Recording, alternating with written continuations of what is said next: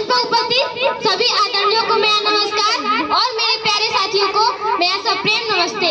मैं अंबिका कुमारी कक्षा 11 की छात्रा हूँ। मैं इस मंच पे आज बात करने जा रही हूँ भारतेंदु हरिश्चंद्र जी के उस ऐतिहासिक चिंतन की जिसमें उन्होंने पूछा भारत उन्नति कैसे कर सकता है और उन्होंने उसका जवाब बड़ी सादगी और सच्चाई से दिया। भारतेंदु जी ने लिखा कि भारत में प्रकृति संपत्ति की कोई कमी नहीं है। हमारे पास सोना चांदी जल जंगल खनिज भाषा वृद्धि सब कुछ है, फिर भी हम पिछड़े हुए क्यों हैं? क्योंकि हमने अपने स्वदेशी ज्ञान को छोड़ा, आपसी एकता खो दी और विदेशी वस्तुओं पर निर्भर हो गए।